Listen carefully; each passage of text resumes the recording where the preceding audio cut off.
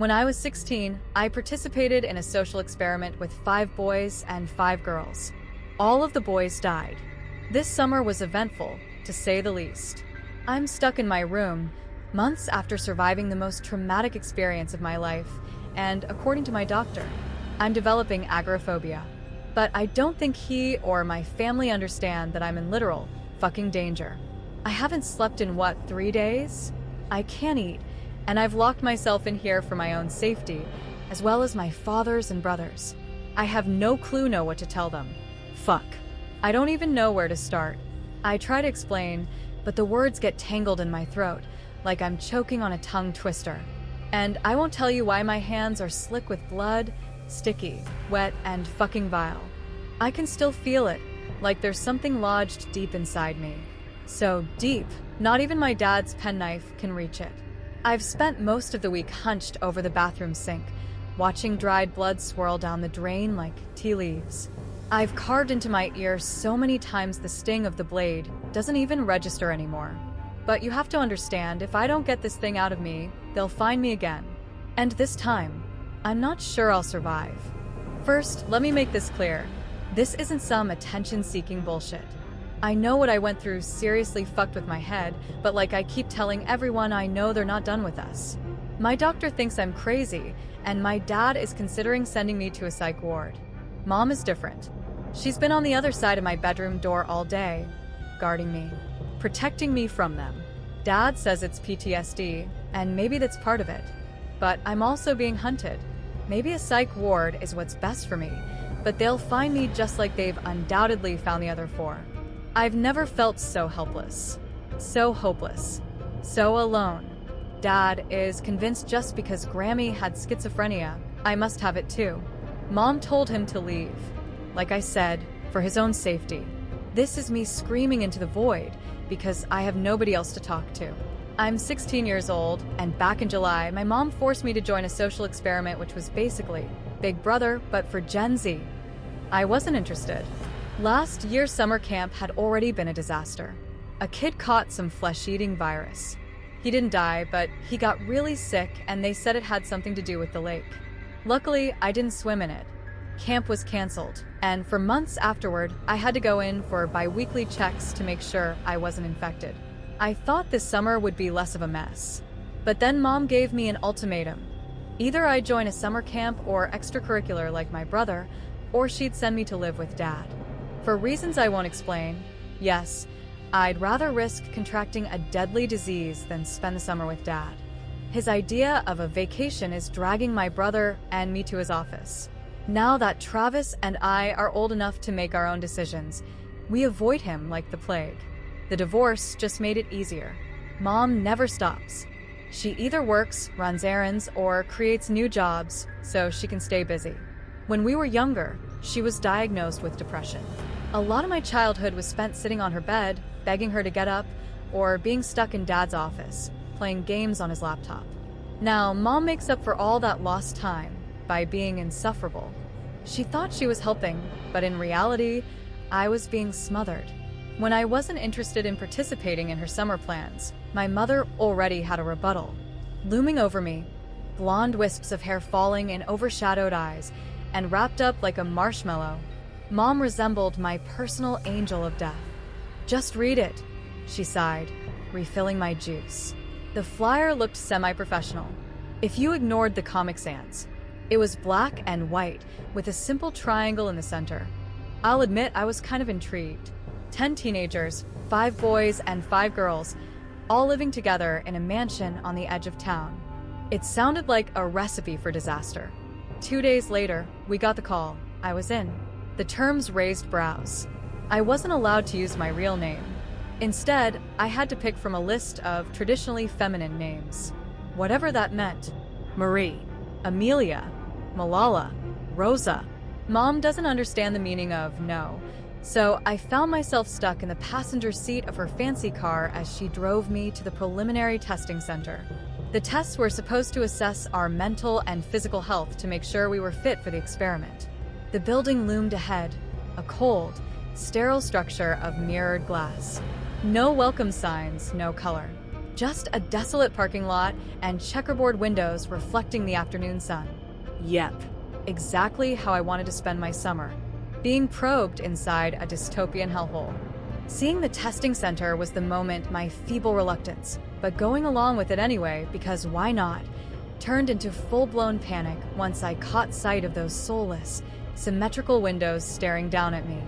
With my gut twisting and turning, I begged Mom to let me go to the disease-ridden summer camp instead, or better yet, let me stay inside. There was nothing wrong with rotting in bed all day. "I'm not going," I said, refusing to shift from my seat. Mom sighed impatiently, glancing at her phone. My consultation was at 1:30, and it was 1:29. "Tessa," Mom said with a sigh, "I'm not supposed to tell you this, it's against the rules." But she rolled her eyes. "Call it coercing if you want. I knew what was coming. The same threat every summer. If you don't do what I say, you can go live with your father." I avoided making eye contact with her. "I'm not living with Dad." Mom cleared her throat. "This isn't just a social experiment, Tessa. It's a test of endurance. The team that stays in the house the longest wins a prize." She paused, playing with her fingers in her lap. $1 million. I nearly fell out of my seat. $1 million? I choked out. "Are you serious? Parents aren't supposed to tell the participants." Mom shushed me like they could hear us. "It's to avoid coercion. The experiment is supposed to be natural participation and a genuine intention to take part." Mom's lip twitched. "But I know you wouldn't participate unless there was money involved." Mom sighed. "Is this the wrong time to say you remind me of your father?" She was sneaking panicked looks at me, but I was already thinking about how $1 million would get me through college without a dime from Dad, who was using my college fund to drag me on vacations. I snapped out of it when Mom not so gently nudged me with a chuckle. "Between the 5 of you," she reminded me. "But still, it's a lot of money, Amelia." Amelia? So, she was already calling me by my subject name. Totally normal. Before I knew it, I was sitting in a clinically white room with several other kids. No windows, just a single sliding glass door. There were 3 rows of plastic chairs with 4 occupied. 2 girls on my left, 2 boys on my right, all bathed in painfully bright lights. I could only see their torsos. A guard collected my phone, a towering woman resembling Miss Trunchbull, right down to the too tight knotted hair and military uniform. I barely made it 3 strides before she was stuffing a white box under my nose, for iPhones already inside. I dropped my phone in, only for her to pull it back and thrust it back in my face. "Turn it off," she spat. I obeyed, my hands growing clammy. I was referred to as Amelia and told to sit in my assigned seat. I could barely see the other participants, that painful light bleeding around their faces, obstructing their identities. It took me a while to realize it was intentional. These people really did not want us to see or speak to each other. I did manage, through a lot of painful squinting, to make out one boy had shaggy, sandy hair, while the other, a redhead, wore Ray-Bans. The girls were a ponytail brunette and a wispy blonde. Time passed, and the guards blocking the doorway made me uneasy. The blonde girl kept shifting in her seat, asking to use the bathroom. I just saw her as a confusing golden blur. When they told her no, she kept standing up and making her way over to the door before being escorted back. The red-headed boy was counting ceiling tiles. Through that intense light bathing him, I could see his head was tipped back. I could hear him muttering numbers to himself and immediately losing his place. When he reached 4,987, he groaned, slumping in his seat. When my gaze lingered on the blonde for too long, the guard snapped at me. "Amelia, that's your first warning."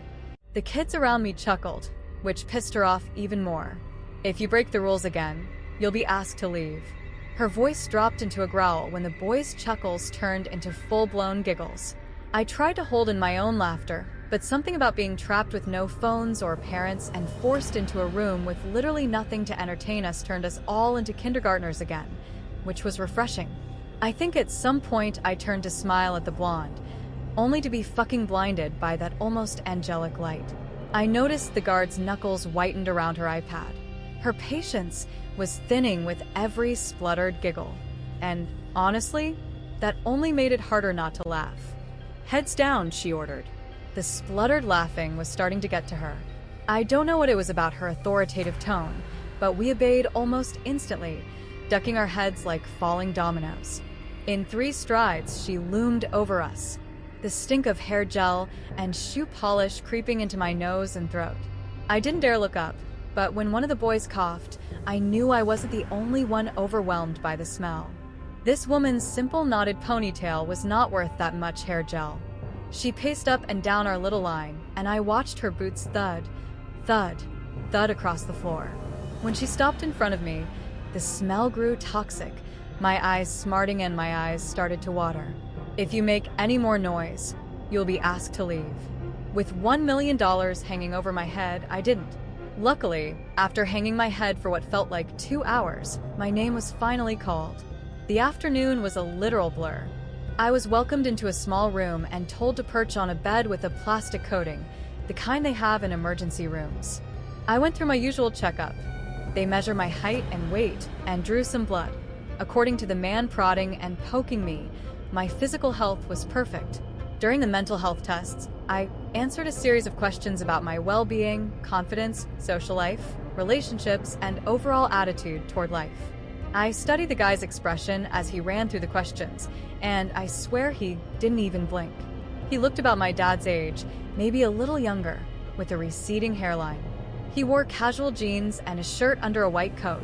"All right, Amelia, your preliminary tests are looking promising so far," he said, standing and offering me a kind, if slightly suspicious, smile. It looked almost mocking. "You're probably not going to like this part, but I can assure you this is simply to protect subject confidentiality." He nodded reassuringly. I tried to smile back, but I was definitely grimacing. He turned his back and rummaged through a drawer, pulling out a scary-looking shot. I hated needles. My gaze was already glued to the door, calculating how to dive off the bed without looking childish. I jumped when a screech echoed from outside, reverberating down the hallway. It was one of the guys.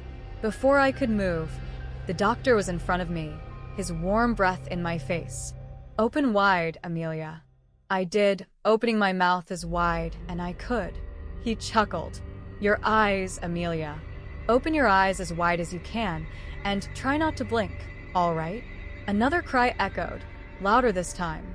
The same boy. Thundering footsteps pounded down the hallway. "No, let me go.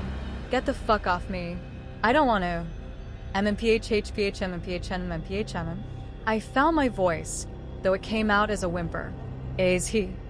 "We're having slight trouble with one particular subject," the doctor murmured, his gloved fingers forcing my left eye open. "He is afraid of needles." His tone was gentle, and the knot in my stomach loosened. I barely felt the shot as I focused on counting the ceiling tiles. He pricked both of my eyes, and when it was over, he told me to blink 5 times and open them again. "It's not permanent," he said, though his voice sounded strange. It wasn't just my vision, it was messing with voices too. "It should wear off by the time you get home." He helped me stand. "If you're still experiencing blurred vision after 6, don't hesitate to contact us." Blurred vision? At first, I didn't understand what he was talking about until my gaze found his face, which was shrouded in an eerie white fog. I couldn't blink it away. It wasn't that I couldn't see.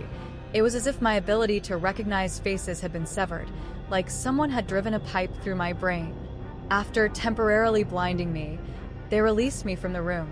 I was maybe 4 steps from the threshold when I nearly tripped over someone. No, it was more like I almost fell over them.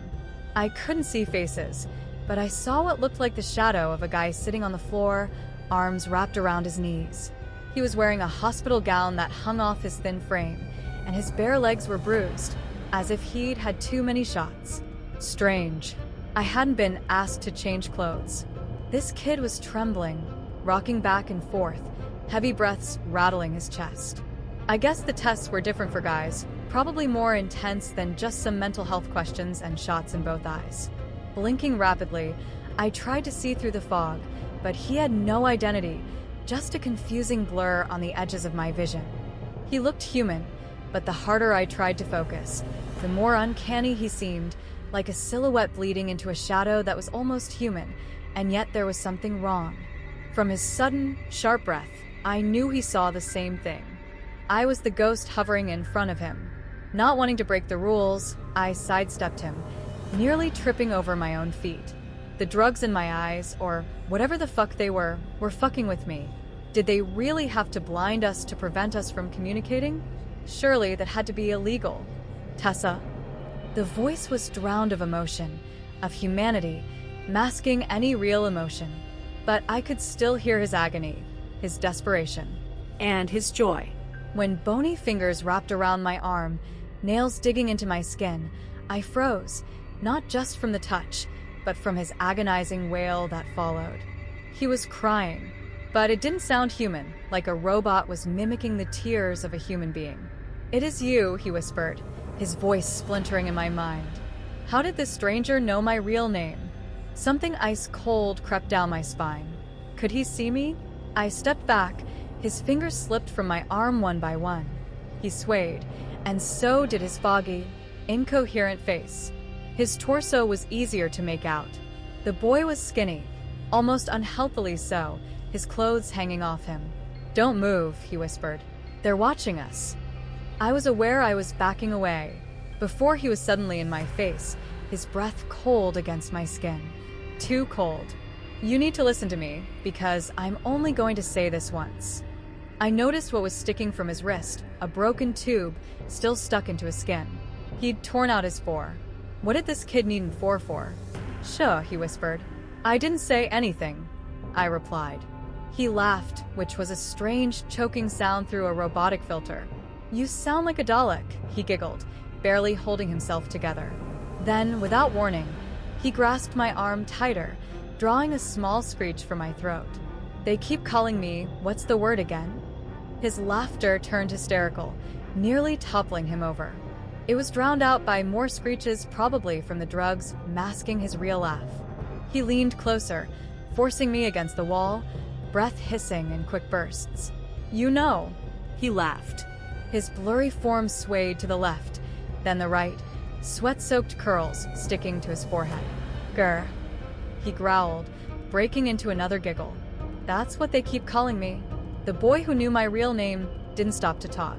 Instead, he flicked my nose, before catapulting into a run in the opposite direction. The doors flew open, and a group of guards charged after him.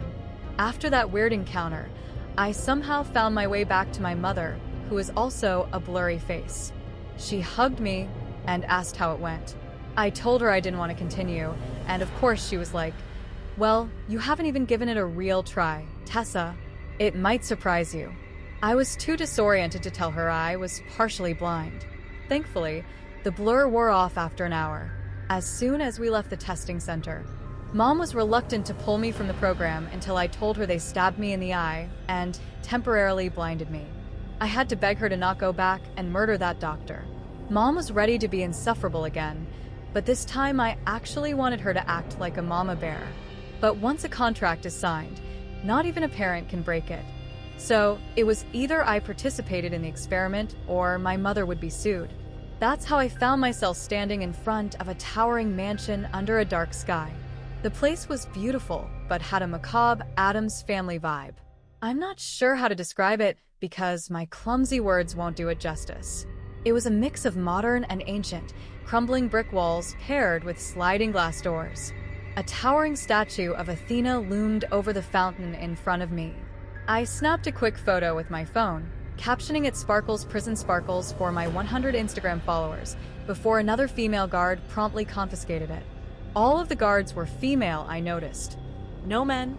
I was only allowed one suitcase for clothes and essentials, so I dragged along a single carry-on. The organizers were a brother-sister duo of young scientists named Lena and Alex.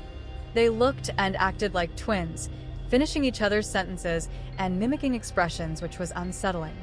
Lena was the outspoken one, and she refused to call me by my real name outside the experiment. She was stern-looking, with dark hair tied into a ponytail so tight it probably gave her headaches. Alex was quieter, not really a talker. His smile never quite reached his eyes. He looked disheveled, to say the least. His white shirt was wrinkled, thick brown curls hanging in half-lidded eyes. Alex reminded me of a college kid, not a scientist. I greeted them with a forced grin, well aware that I was practically being coerced into this experiment to keep my mother out of legal trouble. Lena kept asking, "Are you excited?" So I played along with, "Yes. I'm so excited to be stuck in a mansion with strangers for 3 months." When the others arrived, we were separated into 2 groups, boys and girls. I wasn't a fan of immediately being divided. I recognized a couple of the kids from the testing center, which were the redhead and ponytail brunette. The redhead was the first to arrive after me, and he looked completely different from the scrawny kid I remembered. Without that obstructing light, he had freckles and wide, brown eyes that flickered to me once, before avoiding me. He was definitely on his school's football team, broad-shouldered and boyishly handsome, but his eyes kept drifting to my chest. He didn't even greet me, instead shuffling over to the boys' line. I tried to start a conversation, mentioning the testing center, but he just snorted and turned away, fully turning his back to me. Ouch. When the girls arrived, I was comforted. Abigail, the anxious blonde, who was definitely the girl from the testing center, greeted me with a hesitant hug, instantly making her my favorite person. Now that I could see her face, she was beautiful, reminding me of a princess. Once she started talking, she turned out to be surprisingly loud, though a bit naive when it came to dealing with the boys. Luckily, Esme, the ponytail brunette, was quick to pull Abigail away from their prying eyes. Esme was tiny, but had a big personality. The moment she stepped out of her Uber, she grinned at me and introduced herself as the future president of the United States. The last 2 girls were Rhea and Jane. Rhea was the influencer type, acting as if we should all recognize her on sight. Jane was exactly what her name suggested, plain Jane. She wore a white collared shirt, a simple skirt, and a matching headband. I didn't fully get to know the guys that first day, but I did catch their names. Freddie was the guy who would not stop talking about his dog. The only way I can describe him is to imagine Tom Holland's Spider-Man, only with a Long Island accent. He greeted me with a grin before somehow tripping over his own feet. Then there was Adam, a quiet, laid-back guy who definitely smuggled weed in his pack. His trench coat practically screamed pretentious film student. He wouldn't shut up about wanting to show us his collection of Serbian films. June, a Southeast Asian kid, was the joker of the group. His magic tricks were surprisingly good, leaving us all speechless. Finally, there was Ben, who stood apart from the group, his eyes narrowed. I figured I was being paranoid, but he was definitely assessing each of us. He watched Freddie jump around like a child, and June not so subtly flirting with Abigail. This guy was definitely a sociopath, I thought. He was calculating each of us. When his penetrating gaze found mine, I averted my eyes. Then there was Mr. Ignorant. Kai. He wasn't as bad as I initially thought, though. When we headed inside, he apologized. "Sorry about earlier," he said, fidgeting with his hands. "I don't know why I did that." After that little exchange, Kai became an unlikely friend. The rules were simple. Live in the house without adults for 3 months. The organizers explained that we would be monitored the entire time, and whichever group stayed inside the house the longest would win the $1 million prize. We were allowed 1 hour of outdoor time per day, with mental and physical health specialists on standby. Just like I thought, Ben, now knowing our personalities, took charge, gathering everyone in the foyer to assign sleeping arrangements. Girls upstairs, boys downstairs. The first month was surprisingly fun. All 10 of us got along, setting up house rules and a rota for cooking. With Freddie, an unlikely chef, we ate like royalty. There were friendships that blossomed and not much flirting, which I expected. It felt more like a summer camp than a social experiment. The mansion was huge, with 10 bedrooms, 4 bathrooms, and even an indoor pool, where I spent most of my time. I had my own little circle: Abigail, Kai, and me. Abigail confessed that she was an orphan, and Kai admitted he struggled with body image issues and the pressure to be perfect for his parents. Those days with the 3 of us lounging by the pool were nice. Freddie joined us sometimes, diving into the pool and immediately ruining the conversation. Our little personal heaven started to spiral when we ran out of luxury items. I vaguely remembered being told when we ran out. It was everyone's fault. Ben kept sneaking snacks up to his room, and Freddie was stealing for him because already, that fucking sociopath already had the poor kid wrapped around his little finger. June baked cakes that no one ate except him, with way too much frosting. Even Abigail and I held picnics by the pool with expensive cheese and chocolate, so we weren't innocent either. However, Freddie got the most blame, since he admittedly was a little too obsessed with making every night a celebration. Ben started yelling at him, but it was Ben who insisted on making a luxury, 10-cheese pasta, a week earlier. When the essentials became our only food, we tried to ration them. June helped Freddie portion meals, and Abigail and I started noting down every food item. I concluded that as long as stuck to our rations, we could live comfortably for the duration of the experiment. Then the boys threw a midnight party. They blew through nearly a week's worth of food in one night. I dragged a disheveled Kai out of Ben's room, which stunk of urine, and demanded to know why they'd done it. He just laughed, spit in my face, and shouted, "Who wants to mattress surf?" That was the start of the divide. Esme called a house meeting and proposed a truce with Ben, the boys' leader. We agreed to split the food equally, and Esme even drew a yellow line on the staircase, making the divide official. Boys were downstairs and girls were upstairs. I tried to talk to Kai, standing on opposite sides of the yellow line, but he just stared at me with a dead-eyed grin. He wasn't listening to me, bursting out into childish giggles when I tried to talk to him. It was like talking to a fucking toddler. When I shoved him, he snapped, "Uptight bitch." Kai's behavior became increasingly more erratic. He emptied the inside pool. How? I have no fucking idea, so I couldn't go for a swim. Then he declared it the boys' pool, and no girls were allowed. Freddie, who had turned into this cowardly freak, became the boys' messenger. He passed me a message from Kai, asking me to meet him in the foyer at 3 a.m.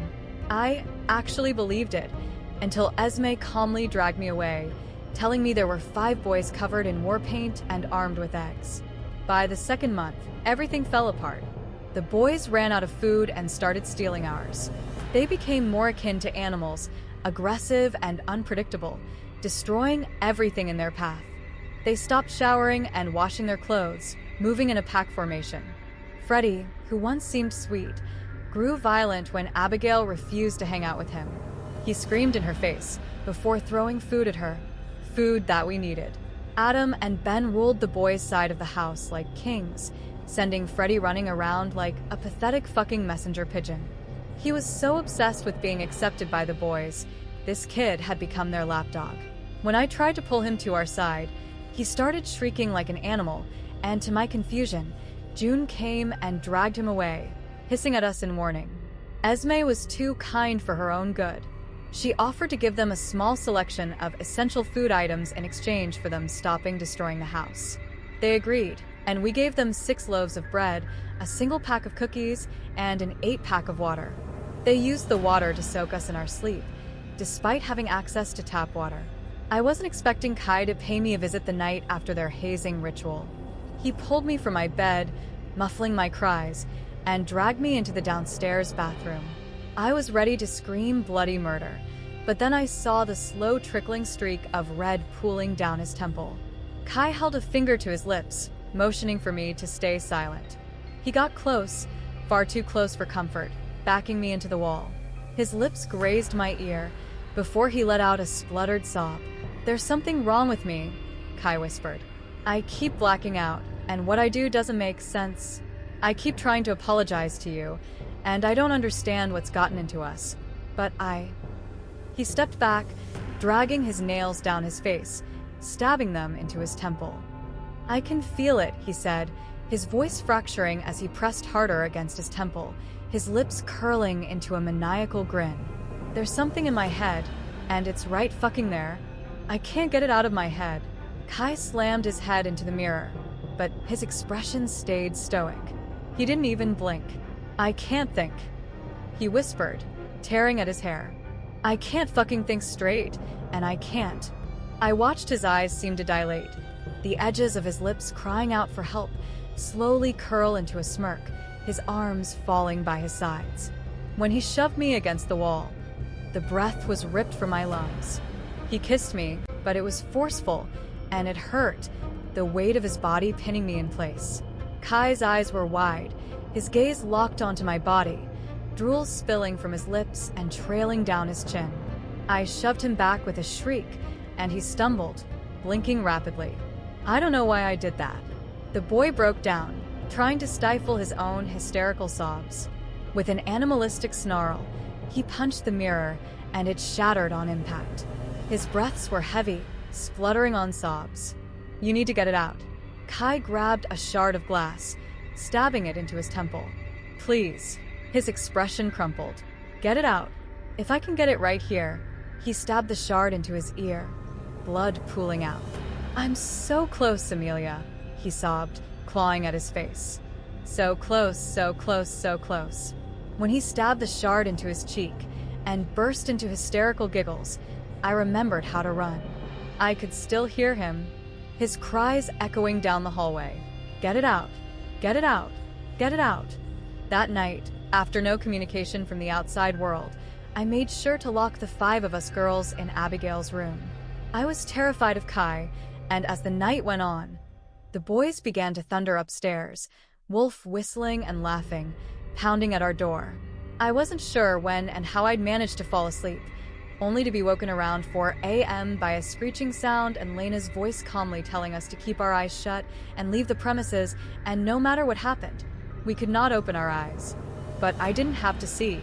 I could already feel it, something sticky pooling between my bare toes as we left our room. Lena's voice led the 5 of us downstairs, and I'll never forget the sensation of slipping in something wet and squishy, that oozed and slipped the back of my bare soles. 24 hours later, we were informed that all 5 boys were dead, presumably killed by an animal that had gotten in. But that wasn't true. For 2 weeks, I stayed in the facility for more tests. Lena and Alex told us to be as honest as possible, but when the other girls started to speak up about that night, they were promptly removed from group therapy. Esme was the first. The girl who I looked up to broke into a hysterical fit, attacking 3 guards. The next time I saw her, she wore a dead-eyed smile. I did try to ask her about that night, only for her expression to go blank, her smile stretching wider and wider, almost inhuman. I didn't even realize she'd lunged at me until Esme was straddling me, her hands around my throat. Something wet hit my cheek. Drool. Esme was drooling. I stayed quiet and pretended to take medication I was prescribed for trauma, spitting them down the drain. I didn't tell the people in white prodding me that I lost myself, lost time, and for a dizzying moment, lost complete control. The people in white tell me I awoke at the sound of the alarm, but that wasn't true. I just remember rage that was agonizing, tearing through me like poison. I remember awakening to animal-like screeching. I was curled up inside a sterile white room, my knees to my chest, sitting on a plastic chair. I felt perfectly clean, and yet Kai's blood was dried under my fingernails, slick on my cheeks, and dripping from my lashes. He was all over me, staining me, painting my clothes to my flesh. His entrails were bunched in my fists, entwined between my scarlet fingers. Rage. What he had done to me played like a stuck record in my head. I was half aware of my fingers scratching at the plastic of the chair. I could hear the other girls screeching, ripping the boys apart, and the stink of flesh, the sweet aroma of blood thick in the air, made my mouth water. I was on the edge of my seat, spitting out fleshy pieces of Kai's brain stuck between my teeth. I think I'm going crazy. His voice startled me, and I lifted my head, finding myself staring into 3 monitors playing footage from inside the mansion. There he was on the screen, balancing on a chair in front of a camera. His voice was slurred, his eyes dilated. I think there's... Kai punched himself in the face until his nose exploded, until he was picking at tiny metal splinters stuck to his lips and chin. There's something in my head, he wailed. The footage switched, this time, to the testing center. There I stood, paralyzed, blinking rapidly at the ghostly figure I couldn't see. And standing in front of me was a boy, Tessa. His smile was wide, dreamlike. He could see me. It is you. I felt something come apart in my head, unraveling, especially when I was painted head to toe in him. But the thought was burned away before it could fully form. The footage flickered to a smiling Lena, with her arms folded. "It's okay, Amelia," she said. "We all knew the girls were going to come out on top. From the moment we are born, women are made to be the hunters, while men, who of course mentally devolve with animal-like traits, are the hunted." She laughed, only for Alex to grumble something behind her. Proving this to my stubborn brother was of course a chore, but now he knows. Lena's eyes were manic. The future is female. Women will climb towards the top of the food chain, while men, our pathetic little boys, will regress to mindless beasts. I took in every word, squeezing entrails between my fists. "All right, Amelia, I want you to repeat what I say, all right? Then you can go finish your meal. I bet you're excited." She leaned forward. "I'm sure you're looking forward to stage 2 of the experiment. Now, what happens when the hunted fight back?" The woman clapped her hands together. "Even better. Why don't we see what happens when the hunters are let out of their cage?" "Just get on with it," Alex said from behind her. "Stop fucking gloating, sis." I found myself mimicking Lena's smile, my lips spreading wider. "It was a bear that killed the boys," she said in a sing-song voice. I copied her, the words rolling off my tongue perfectly. It was a bear. When the sliding glass door opened, releasing me back into the house, Freddie stumbled past me. Like clockwork, the girls surrounded him in a pack. Abigail was the first to lunge, leaping onto his back with a feral snarl. Esme followed, and then Jane. I don't remember much past that moment, but I do remember Freddie's blood sticking to my skin, ingrained and entangled inside me. Lena's voice in my head said it was Good. Pieces keep coming back to me, drenched in red. I see each of the boys that were torn apart. I see their terrified faces. And I ask myself why my brain won't let me mourn them. Instead, when I think of what was left of Ben's head caught between Esme's teeth, I only think of an unfiltered, writhing pleasure that creeps up my spine and twists in my gut, bleeding inside my brain. Why did my brain like it? The day I was released from the testing facility, I forgot my bag. Mom told me to go back and get it, and I did. Though not before peeking into the room on my left, where I had been staying. Unlike my room, which had a bed and wardrobe, this one held a glass cage. Inside, a boy curled up like a cat, dressed in clinical white shorts and t-shirt. Something was stuck under his arm, just below his shirt sleeve. It looked like a needle, no doubt pumping him full of something. I took a single step over the threshold, a mistake. The instant I moved, he sensed me, diving to his feet and slamming himself headfirst into the glass. It took me a moment to fully drink this boy in.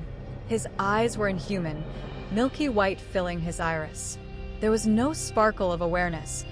All human features replaced with something feral, like I was looking at a rabid dog. When I found myself moving closer, something pulling me towards him, his lips curled back in a vicious snarl, sharp, elongated fangs ready to rip me apart. Strangely, I wasn't scared. Instead, my body took over. In 3 strides, I stood with my face pressed against the glass. Something was familiar about him, but I couldn't put my finger on what it was. Like a version of me that was suppressed and pushed down. Did remember him. The boy jumped back with a hiss, then leaned forward hesitantly to sniff the pain. Something inside me snapped, and I hissed back at him. His stink overwhelmed me. Suddenly, thick and raw. Threat. The feeling was foreign, and yet I couldn't say I hadn't felt it before. Before I could stop myself, my body was lunging into the glass, an animalistic screech tearing from my lips. I couldn't control it. Suddenly, hunger and thirst overwhelmed me. My gaze locked onto his throat, where I sensed a healthy pulse. The boy cocked his head slowly, studying me.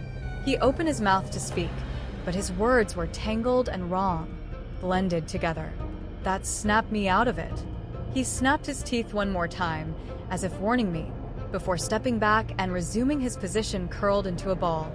When logic returned in violent splutters, whatever had taken over me faded. Hey.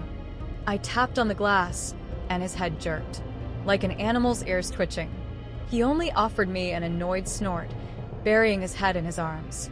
I took notice of a name scrawled on the cage in permanent marker. Bear. I couldn't get him out of my mind. Kai said there was something inside his head. His erratic behavior, which led to him becoming more animal-like.